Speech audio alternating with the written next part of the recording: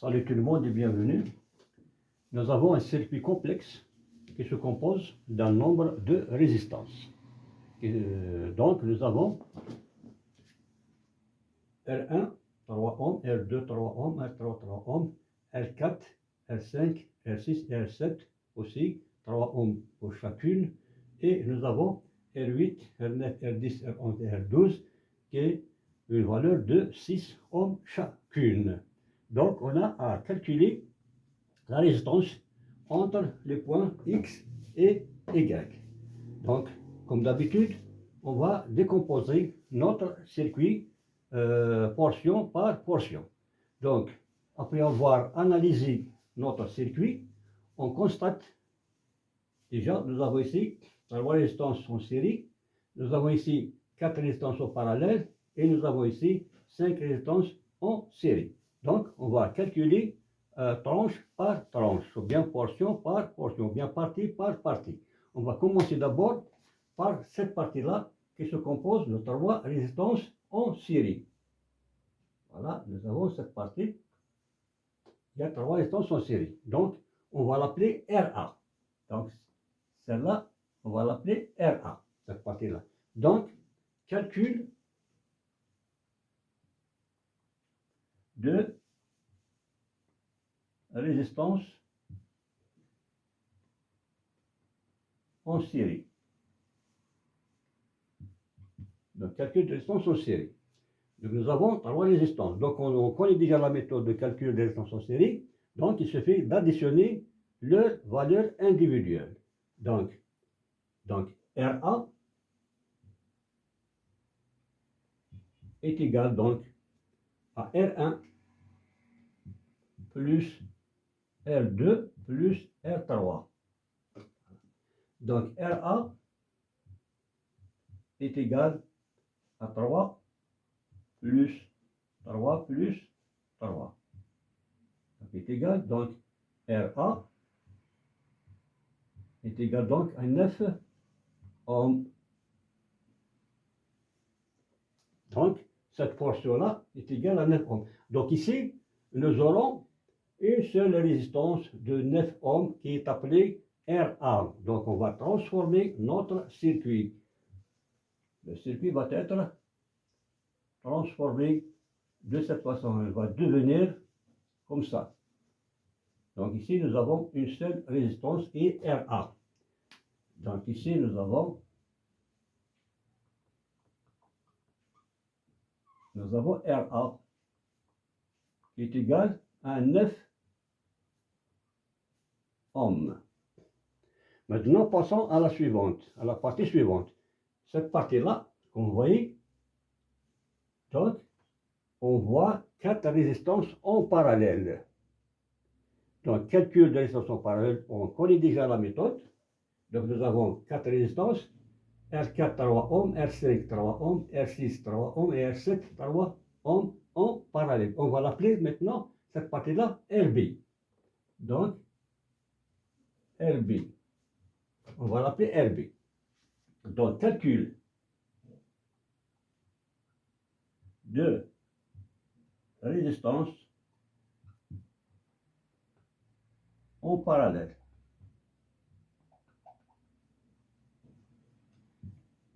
Résistance en parallèle. Donc, ici, nous avons 4 résistances de 3 ohms. Donc, RB est égal, ou bien, donc est égal à 1 sur R équivalente, par exemple, c'est une résistance équivalente, donc qui est égal à 1 sur R4 plus 1 sur R5 plus 1 sur R6 et plus 1 sur R7. Donc, qui est égal donc, RB donc est égal, ou bien 1 sur R équivalente est égal à 1 R1 sur R équivalente égal à 1 sur 3 plus 1 sur 3 plus 1 sur 3 et plus 1 sur 3. Donc, R équivalente en parallèle est égal donc à 4 sur 3. Donc, on a dit, lorsqu'il s'agit d'un cas pareil en parallèle, on doit donc inverser la fraction. Donc, il va nous donner 3 sur 4. Donc, R, B, on va appeler RB, est égal donc 3 divisé par 4 est égal 0,75 ohms. Donc RB est égal à 0,75 ohms. Pour vérifier, il faut toujours, le résultat doit être inférieur à la plus petite des résistances. Ici, nous avons, les valeurs sont pareilles, donc c'est 3, donc on doit trouver moins de 3. Donc on a trouvé 0,75, donc on peut dire que notre calcul est juste. Donc RB est égal à 0,75. On va ensuite modifier encore une fois notre circuit. Donc ici, nous avons une seule résistance qui est RB. Nous avons une seule résistance qui est RB.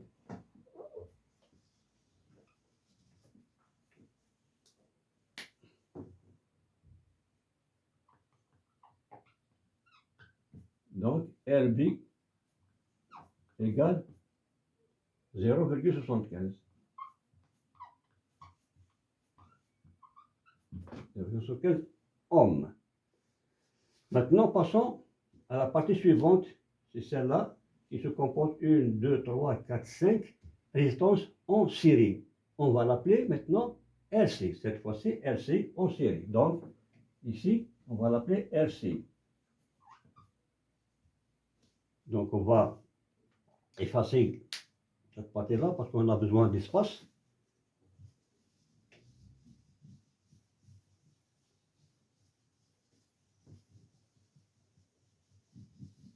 On a besoin un peu d'espace pour continuer notre calcul.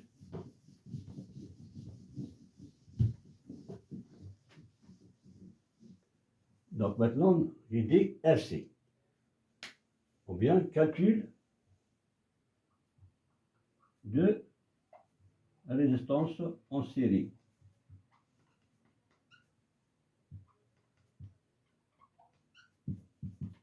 Donc, RC est égal donc à R8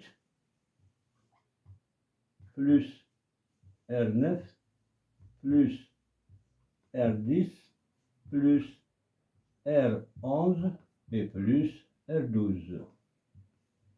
Plus R12. Donc RC est égal donc à 6 plus 6 plus 6 plus 6. 1, 2, 3, 4, 5. 1, 2, 3, 4 et 5. Donc, RC est égal à 6 fois 5, 30, est égal à 30 ohms. Donc, RC est égal à 30 ohms. Donc, on va transformer encore une autre fois notre circuit, parce qu'ici, nous aurons maintenant une seule résistance avec une seule valeur qui est RC, qui est égale à 30 ohms.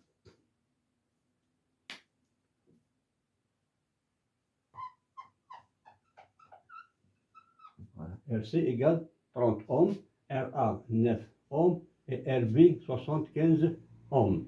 Comme on constate ici, deux résistances sont en série, RA et RB. Donc, on va calculer aussi résistance.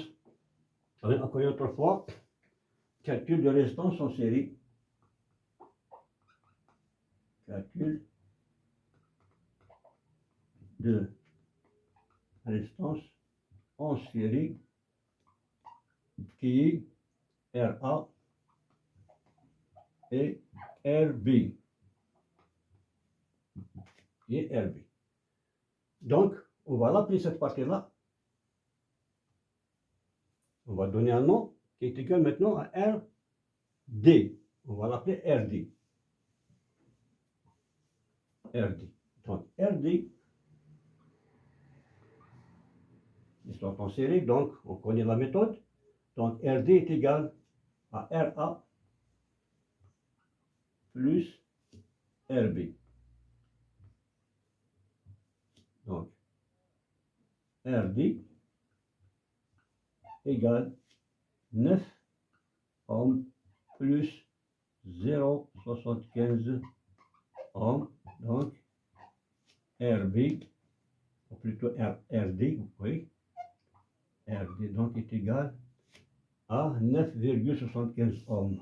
C'est égal à 9,75 ohms.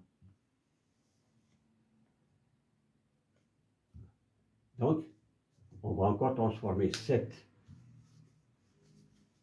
ou bien ce circuit. Là, maintenant, nous avons ici une seule résistance.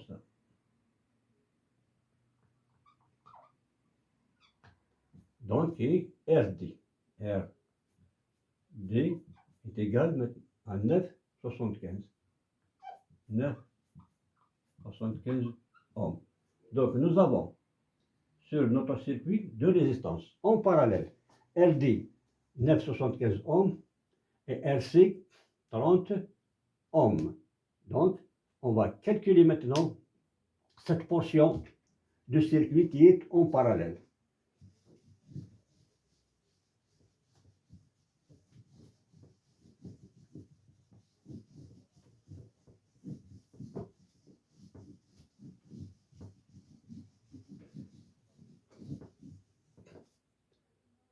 Donc, résistance